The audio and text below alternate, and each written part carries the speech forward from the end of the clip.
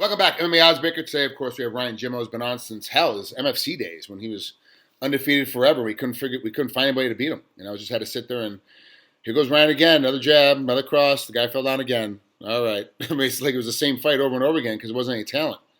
Now you're fighting talent in the UFC. You're getting a little. You've had some ups, you've had some downs. It hasn't been all roses, but it's the UFC. You can't expect it to be all be roses. It's going to be some bad. Last time we talked was OSP. You got submitted by Kimura, and your arm got hurt pretty bad during that Kimura. So I didn't get submitted. My arm was broken, and it was the verbal. Like my arm was broken, and referee's like, "Huh? What?" I'm like, "My arm is broken," and the arm that he was trying to twist or whatever that wasn't doing anything. But my arm was broken at the time. Yeah. I think I heard it about a minute into the second round. And I didn't realize, and I just kept fighting on it, and I tried to get up from it, and then I could feel the bone just let go. Well, obviously, I've been friends with Randy Couture for years, and when he fought, I think it was Vitor. Vitor kicked him in the forearm and he blocked it with his forearm, and he broke his arm, and he continued to fight on with it. But there's no submission attempt on it. Was it something like that where you blocked the kick or blocked something, and it broke it during the block, and then later on he grabbed the Kimura, and that's what really put you in? So he grabbed my left arm, and it was my right arm that was broken. Okay. And he tried to do like a chicken wing or something like it's like when they bend their arm back with the wrestling but I just kind of I was so concerned with my right arm. If you watch it, I was like, holy shit! I'm like, my arm's broken. It's in pieces right now, and so I just kind of twisted my arm out of that, and then I was like, my arm's broken, but it wasn't the arm he was twisting; it was my other arm. Okay. Yeah. So from a referee standpoint, they don't know. They got to go right over to the commissioner and tell them, verbal submission to a Kimura, and that's what goes in the books. But it's like. We're not going to get all the info. I mean, they'll get it faster than we do at home. When I was at home watching it, then you get it. We find out a day later. Oh, by the way, his other arm was broken. It's like, so we know it's too late. It's already in the book. So a lot of those finishes and what they're called are completely wrong, but it's what they were called at the very moment. That's what you have to go to. It's no big deal. How long did it take to come back from? Well, I got surgery. I was actually back in the gym, I think, within 4 days, just hitting pads with jabs and kicks and stuff. But it took a while. I just got cleared in December, January to actually go back into full training. But it kind of had a little for a while. About 2 months after, it had its effects where I was used to doing everything with my left hand and my body was pretty imbalanced. You know what I mean? My left elbow and my left shoulder always bothered me because I was throwing a lot of jabs and I couldn't do a lot of stuff. And as much as you think what's the big deal about opening doors with the other hand? But you have to understand you have an equal thing where you grab with the right arm sometimes or your left, and now you're only grabbing your left doing daily tasks all the time with one hand. It gets pretty overworked, so there was a little bit of imbalance, and it took me a little while to kind of get my body back into balance. You said you had that surgery 4 days after. That was back in June, though, right? Yeah, so I had it a day after. Okay. And it just took that long to kind of be able to full wrestle and not be afraid to post my arm and get a full thumbs up from the doctor, you can go and take a fight now. It's in December, I believe, November, December, maybe January. Yeah. So that's a long time. That's 5-6 months. After before you're even ready to go. And now this fight, your fight's May 30th. That fight was June 14th. So it's almost a year later. So it's about a year. Yeah. Ring rust? Is there going to be a problem? Is it? That's always hard to say. In the past, I don't know if you remember when I fought Wilson Govea. Yep. That I had 11 months off, 10.5 months before that fight I was off. You know what I mean? And that was a standout fight for me, So it's really hard. Right now I'm feeling incredible. I'm feeling in great shape. My weight's awesome. I had a whole year to kind of, sometimes it just takes a little bit of time for your body to heal.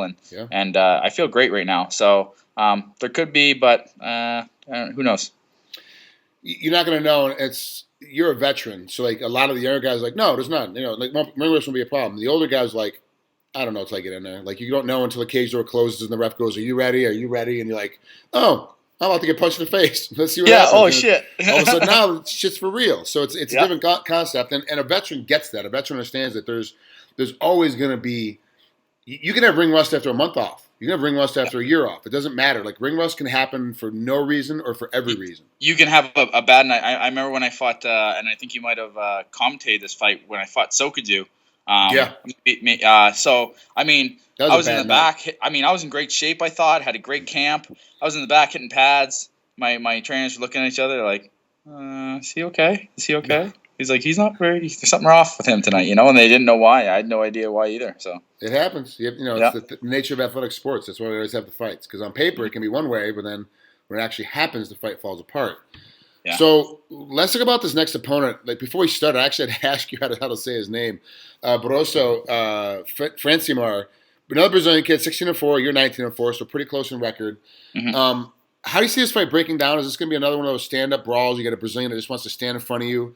Because it's in Brazil, your fight it's going to be a way for him to kind of please the fans by staying in front and swinging for the fences? Or is he going to try and make this, a ground game? Because he's kind of mixed. He's got 8 KOs and 6 submissions, so he's kind of mixed in how he wins a fight. Where do you think he's going to try and put it? I think he likes to stand. You know what I mean? I think he's. I hope this isn't insulting to anyone, but he seems to be a typical tough guy Brazilian. He got some Muay Thai. He's semi-technically skilled, but he's got some heavy hands and he likes to throw. He's got that tough guy machismo about him. So I think he's not a super technician, but he does like to throw, and I think that's where he's going to try to do it. And I think.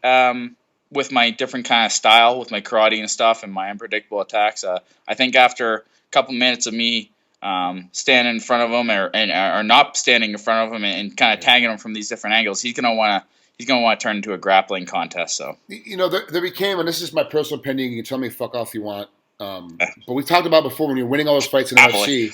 It got kind of boring because you would point guys up, point guys out, and they would get frustrated and start charging you, and you'd crack them, and they'd fall down. It was just kind of, that was the game. That's how the fight went. Everyone knew it was going to happen. They still couldn't train well enough to get around it.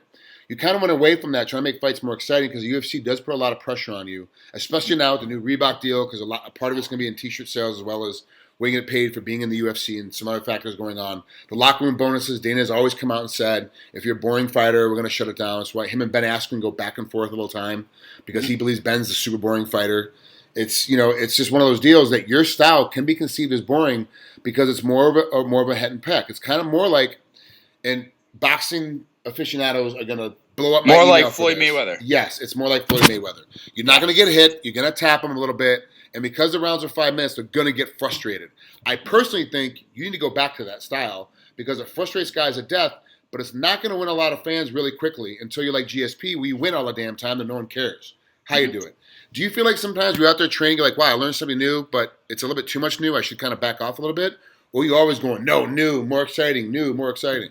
Well, that's just certainly that's a little bit of a mixed bag there, right? Because I've had a couple like pretty crazy knockouts, and I've made some good money off that, and we don't have a long career, so it's like I've had some success with that, but I've also seen some non-success. But almost all my fights that I've lost in the UFC have been marred by injury. The broken arm, I had to stop early in the second round with Jimmy Manoa, and I went into the James DeHuna fight that I lost. I had a partial torn quad, and I retore it in the fight, and couldn't really train for that fight. So all my fights that I've lost have been marred with injury, unfortunately. But I think I'm with my style, I'm skilled enough and well enough to do with distance and timing and that karate style that I was just being pretty conservative with MFC, and I think I can kind of like mix them a little bit. I can just be a little more aggressive, more active, and make it more exciting, and not make it such a Floyd Mayweather. So there's a balance to be struck there, I think.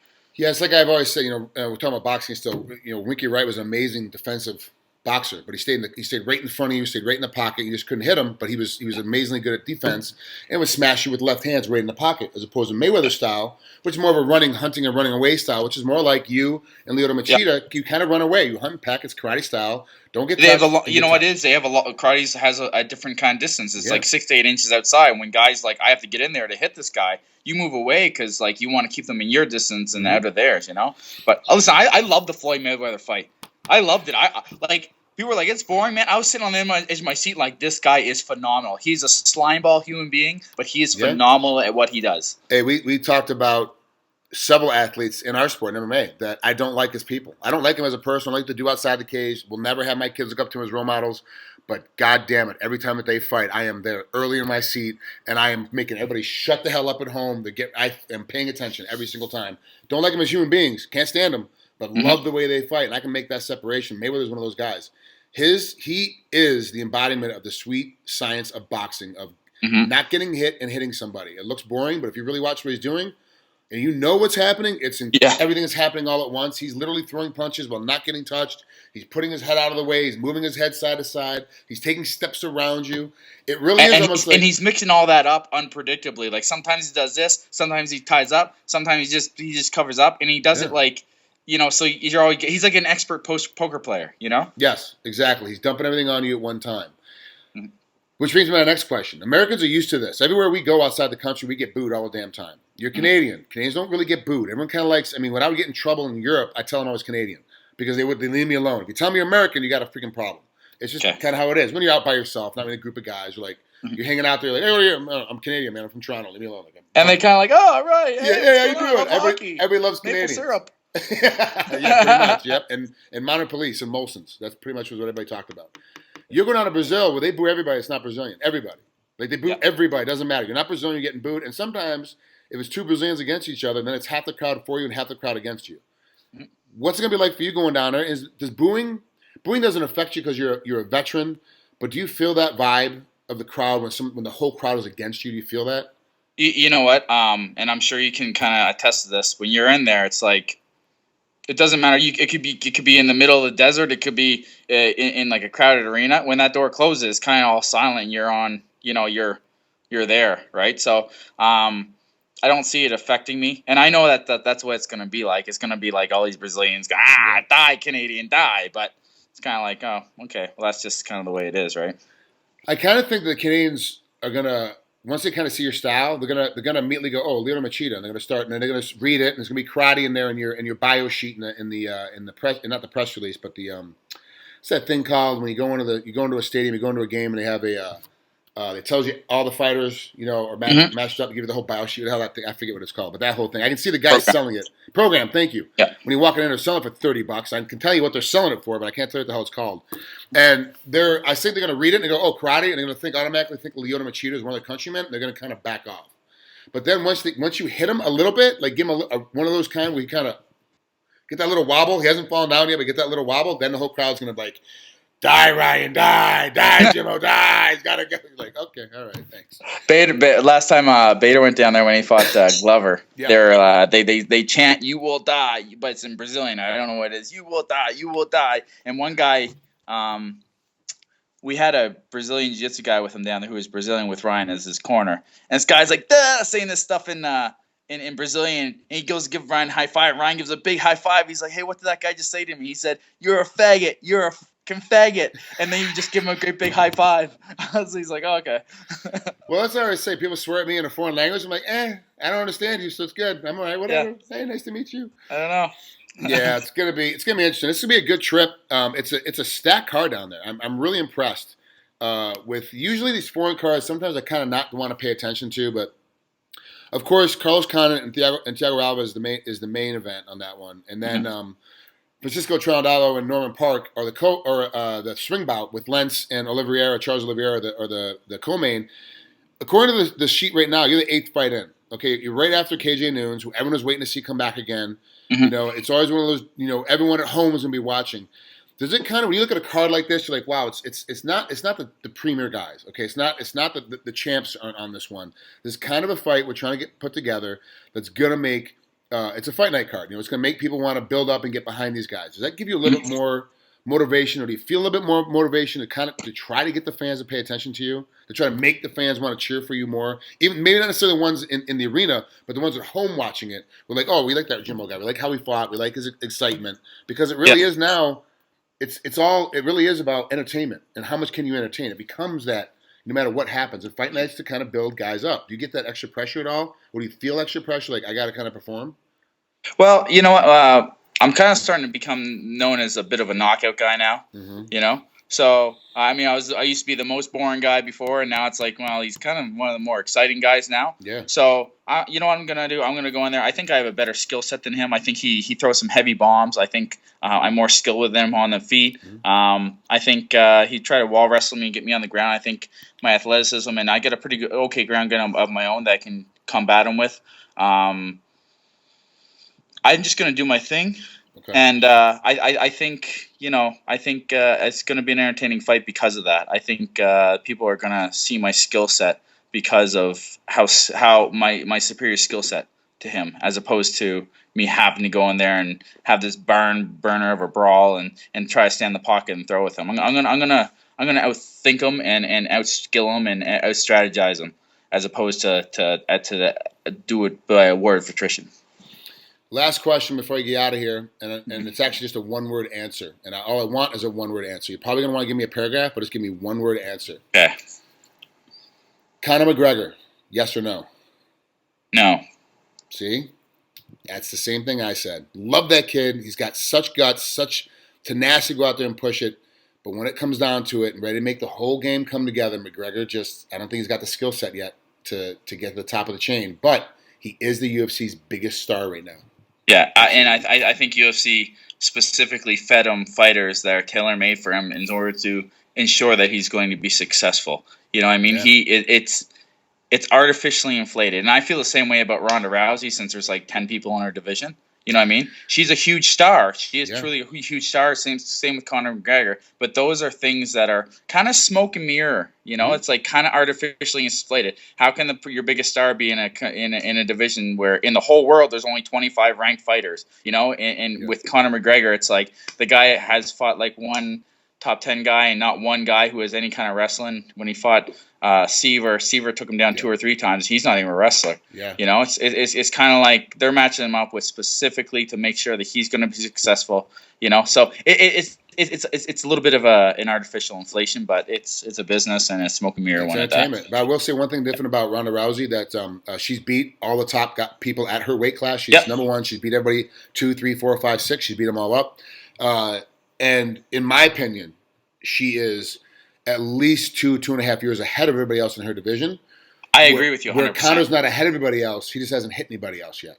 I agree. I agree with you on both those points. Every time I pick against Conor McGregor, he beats the crap out of me every time. Every time I pick against him, he always wins. Every single time. It's like, well, yeah, but he's being set up with like either a guy with shorter reach or a guy doesn't have wrestling. He's being set up specifically. Listen, Frank, I talked about this on my radio show before, and I said I could take any high-level B or low-level A guy, and if you let me specifically pick when and how he fights, I can bring him right to a championship and probably make him win that championship. Oh, yeah, absolutely.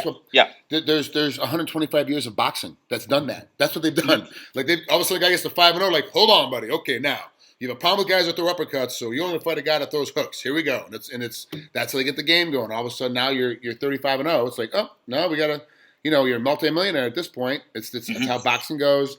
And MMA is going to get smarter about it. The manager's going to get smarter because if you got a guy like a Chael Sonnen or you got a guy like a Conor McGregor that can talk, if you build him right, you can build him a bridge. It's going to here's the thing that managers are going to get smarter.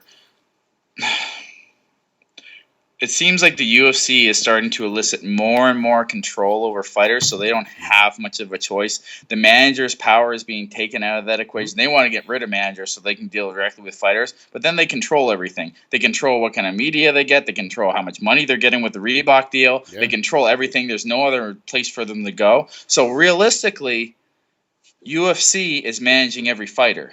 Yeah. Oh, yeah. Okay. Yeah. I never thought of it that way, but yeah, I guess you're right because they are controlling the money, they are controlling your fight, who you fight, when you fight. And let's be real.